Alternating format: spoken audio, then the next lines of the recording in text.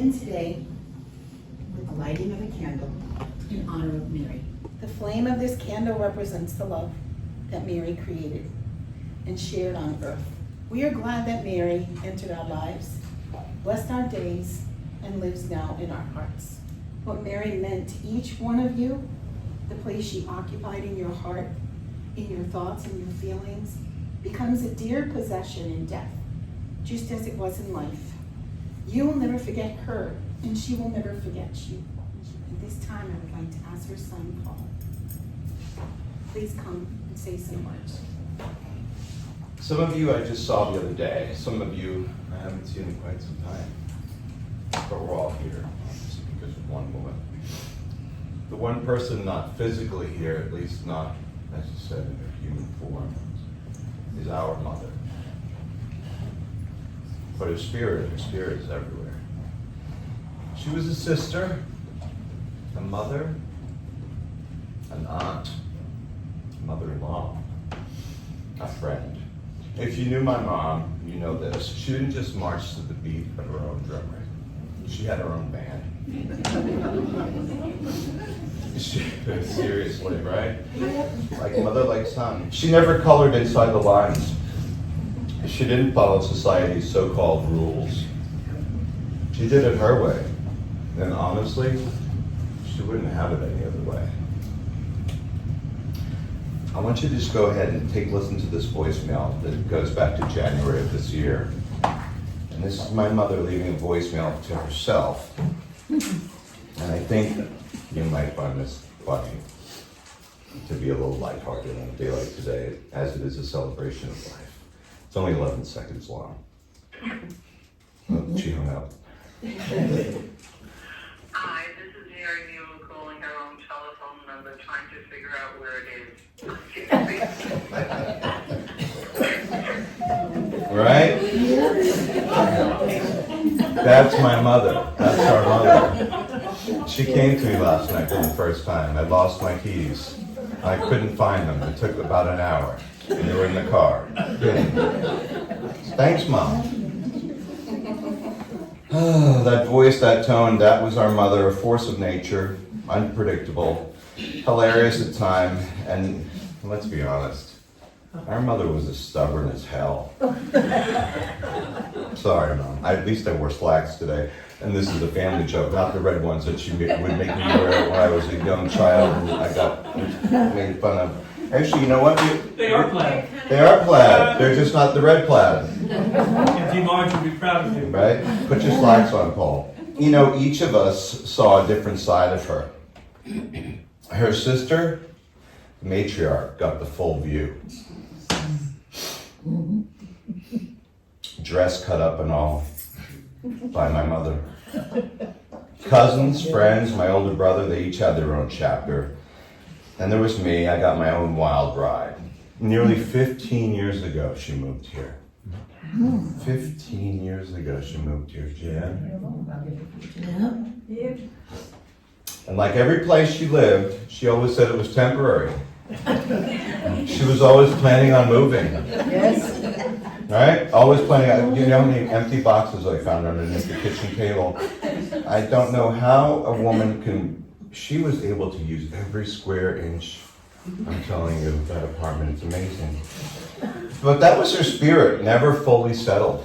You know, she was always one step ahead of the next step.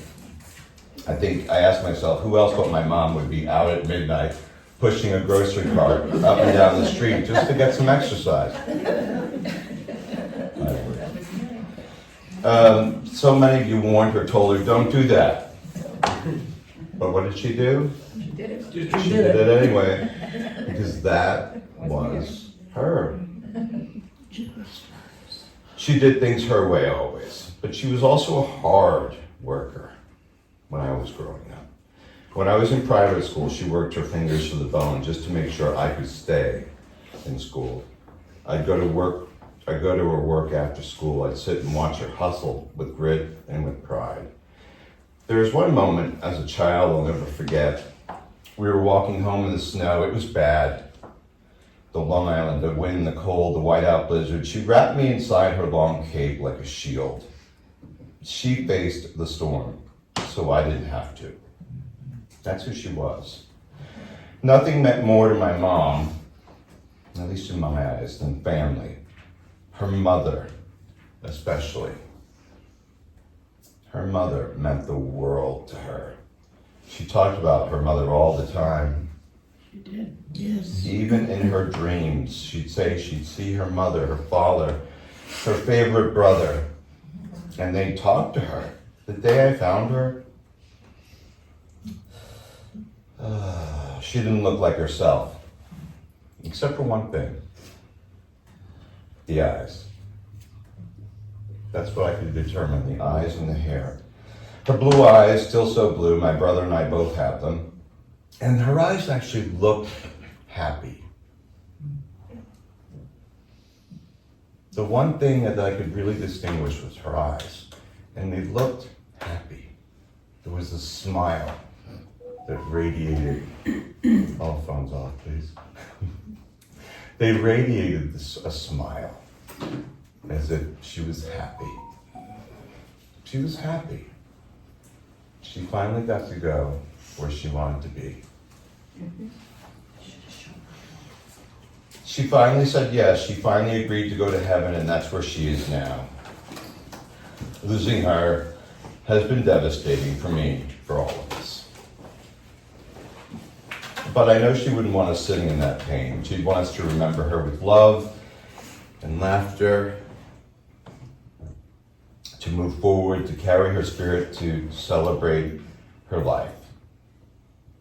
She always say I did the best I could as a mother. And then she looked at me and said, look at you. You turned out pretty well. And you know what? She was right. Yeah, It did turn out okay. I think so. Thank you, Terry. And it's because of her. The woman who was always there for me, the one constant in my life. The single parent who shaped me for better or worse, sometimes a little too tough, especially when it came to the keys. The thing is, I know she helped me find them. She's still helping, she's still showing up, but she's in a much better place. That's why I'm so able to accept this. The acceptance is the key. She's in a much better place now. No pain, no struggle. She's with her family. And yes, all the animals. All the dogs and cats and creatures she loved, and even feeding the coyotes out back. You know it was her. Regardless of how many signs management put up, it was her. The love, the advocacy passed on to me and my brother. And honestly, that legacy is more important now than it's ever before. People tolerated, animals welcomed. That's how she saw the world, and you know, I really can't argue with her on that. Right now, she's in this temporary urn, which, knowing her, she'd probably think is hilarious, right? We never really talked about her funeral, about what she wanted. So I guess it was her joke on me when I was going through things, and I found a file from 2011. Turns out she had been looking at caskets back in 2011. So Mom, I hope the cremation's okay. This kind of loss, this kind of grief, it teaches you things. Even now, she's teaching me. About letting go, about holding on, about carrying someone inside of you, even when they're no longer standing beside you. I know she's smiling today, looking down, saying, I did good. And Mom, you did. You did so good. We lost a wonderful woman, but her soul lives on in all of us. And on behalf of everybody, thank you, Mom, for everything. Very nice. Thank you. It's very nice. We remember her.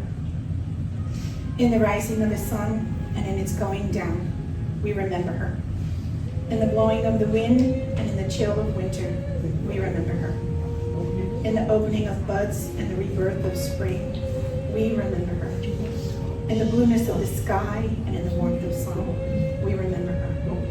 In the rustling of leaves and in the beauty of autumn, we remember her. In the beauty of the year and when it ends, we remember her. When we are weary and in need of strength, we remember her, and when we have joys we yearn to share, we remember her. So long as we live, they too shall live, for they are now a part of us as we remember her. Yes. Be that what it looked like. In the dark of night, if you hear a grocery cart.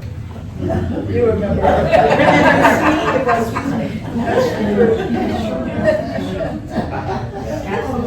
We are glad that Mary entered our lives, blessed our days, and lives now in our hearts.